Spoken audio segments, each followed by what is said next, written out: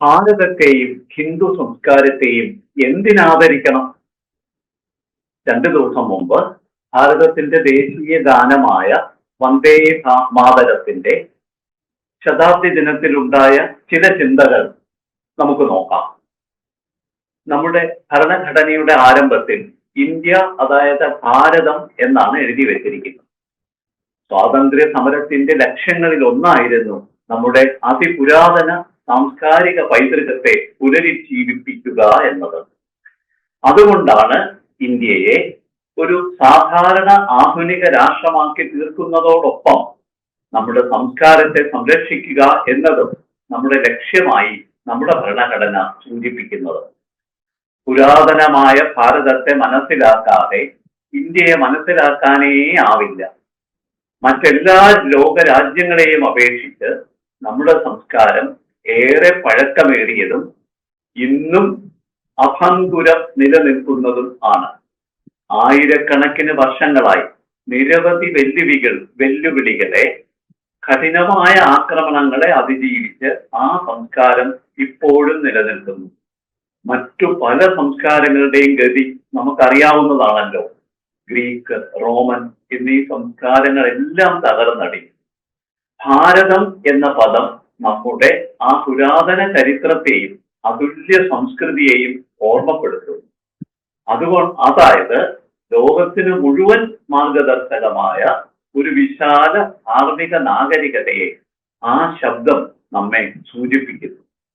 ആ അതുല്യ സാംസ്കാരിക നാഗരികത പുനരുദ്ധരിപ്പിക്കാനാണ് നമ്മുടെ ഭരണഘടനയിൽ ആർട്ടിക്കിൾ 1 ഇന്ത്യ, അതായത് ഭാരതം എന്ന വാക്യം വളരെ ആലോചിച്ച ശേഷം ഭരണഘടനാ നിർമ്മാതാക്കൾ ശ്രദ്ധാപൂർവം എഴുതി ചേർത്തു. ഭാരതത്തെയും ഇന്ത്യയെയും വേർതിരിച്ച് കാണാനേ ആവില്ല എന്നതാണ് ഇതിൽ നിന്ന് നാം മനസ്സിലാക്കേണ്ട സത്യം. അതുപോലെ ഹിന്ദുമതത്തെയും അതിന്റെ ആദ്യ രൂപമായ സനാതന ധർമ്മത്തെയും വേർതിരിക്കാനേ ആവില്ല.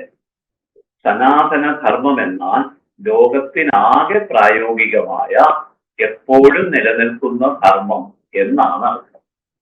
നമ്മുടെ ധാർമ്മിക പാരമ്പര്യങ്ങളെ മനസ്സിലാക്കാൻ നമ്മുടെ തന്നെ ആശയങ്ങളെ അടിസ്ഥാനമാക്കണം. യൂറോപ്യൻ മോഡലുകളിൽ നമ്മളുടെ ആശയങ്ങളെ വിശദമാക്കിയാൽ ഒരിക്കലും ശരിയാവില്ല. ആത്മീയതയുടെയും മതത്തിന്റെയും തത്വശാസ്ത്രത്തിന്റെയും ശാസ്ത്രത്തിന്റെയും കലാ സാംസ്കാരിക പാരമ്പര്യത്തിന്റെയും സമന്വയമാണ് സനാതന ധർമ്മം. അനവധി മഹർഷിമാരെയും യോഗിമാരെയും ഗുരുക്കന്മാരെയും ദേവതാരൂപങ്ങളെയും ക്ഷേത്രങ്ങളെയും ഒക്കെ ഉൾക്കൊള്ളുന്ന, മനുഷ്യനെ ആത്യന്തികമായി ആത്മസാക്ഷാത്കാരത്തിലേക്ക് നയിക്കുന്ന ഒരു സമഗ്ര ജീവിത രീതിയാണ് സനാതന ധർമ്മം. അതുകൊണ്ട് ഹിന്ദുമതം, ഹിന്ദുധർമ്മം, സനാതന ധർമ്മം, ഹിന്ദുത്വം ഇവയെല്ലാം നാം വളരെ ആഴത്തിലും പരപ്പിലും മനസ്സിലാക്കണം. ഭാഗ്യവശാൽ ഭാരതത്തിലെ ഇന്നത്തെ ഭരണാധികാരികൾ അന്താരാഷ്ട്ര വേദികളിൽ ഒരു സങ്കോചവുമില്ലാതെ ഭാരതം എന്ന പദം നിർഭയം ഉപയോഗിക്കുന്നു. തീർച്ചയായും ഇത് കോളനിവൽക്കരണത്തിൽ നിന്നുള്ള നമ്മുടെ ഭാഗികമായ മോചനത്തെ തന്നെയാണ് കാണിക്കുന്നത്. അതുമാത്രമല്ല, ഇന്ന് ഇന്ത്യ ആഗോളതലത്തിൽ വർദ്ധിച്ച സ്വാധീനവും പ്രശസ്തിയും നേടിയിട്ടുമുണ്ട്. ഈ അവസരത്തിൽ സനാതന ധർമ്മത്തിന്റെ സാംസ്കാരിക മേൽക്കോയ്മ നാം തിരിച്ചറിഞ്ഞേ മതിയാവും.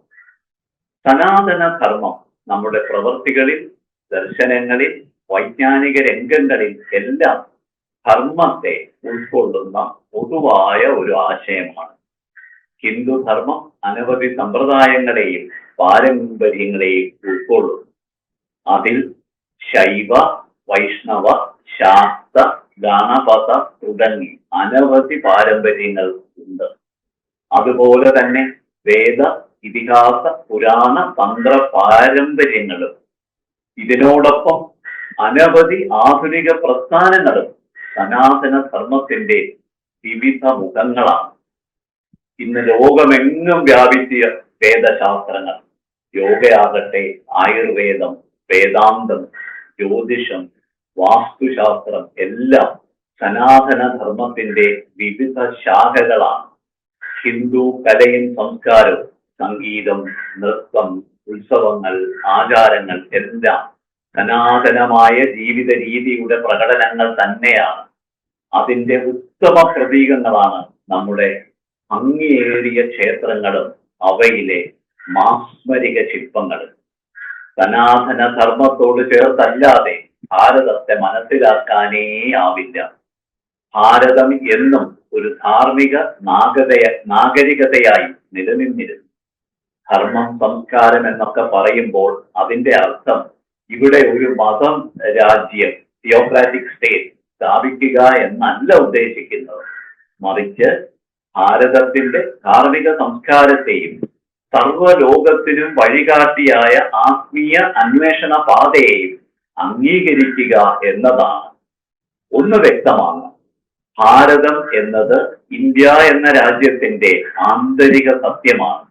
അതുപോലെ സനാതന ധർമ്മം എന്നത് ഹിന്ദു മതത്തിന്റെ തന്നെ ആത്മസത്തയാണ്. സനാതന ധർമ്മം അഥവാ ഹിന്ദുധർമ്മം മനുഷ്യരാശിയെയും എല്ലാ ജീവജാലങ്ങളെയും ഉൾക്കൊള്ളുന്ന സർവമാനവിക ദർശനമാണ്. ഭൂമിയോടും പ്രകൃതിയോടും പ്രപഞ്ചത്തോടും ചേർന്ന് യാതൊരു മതാഭിമാനവും അഹങ്കാരവും ഇല്ലാതെയുള്ള ആത്മീയ ജീവിതമാണ് അതിന്റെ ആത്യന്തിക ലക്ഷ്യം.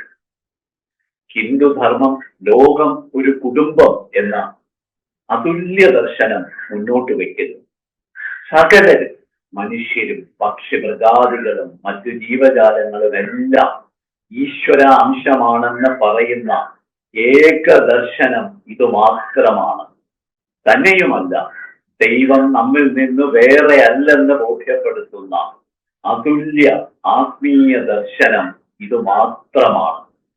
എന്റെ അഭിപ്രായത്തിൽ ഹിന്ദുമതം, ഹിന്ദുധർമ്മം, ഹിന്ദുത്വ എന്നീ പദങ്ങൾക്ക് ആധാരമായ സനാതന ധർമ്മത്തെ തിരിച്ചറിയുക എന്നതാണ് ഏറ്റവും പ്രധാനം.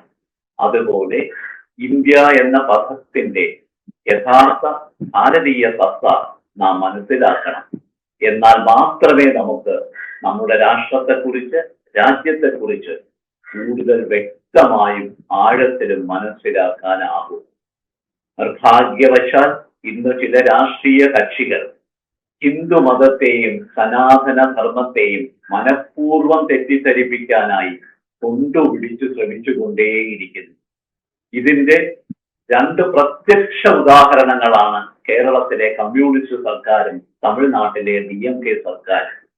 ഇവർ ഈ രണ്ടു കൂട്ടരും സനാതന ധർമ്മത്തെ അപകീർത്തിപ്പെടുത്താനും ഇല്ലാതാക്കാനും ഏറ്റവും മുൻപന്തിയിലാണ്. അതേസമയം ഇവർ മുസ്ലിം തീവ്രവാദത്തെ കണ്ണടച്ച് സഹായിക്കുകയും ചെയ്യുന്നു. എന്നാൽ അവരുടെ കൂട്ടാളിയായ കോൺഗ്രസ് പാർട്ടി ആകട്ടെ ഇതിനെതിരെ ഒരക്ഷരം പോലും ഉരിയാടാതെ പൂർണ്ണ മൗനത്തിലാണ്ടിരിക്കുകയാണ്.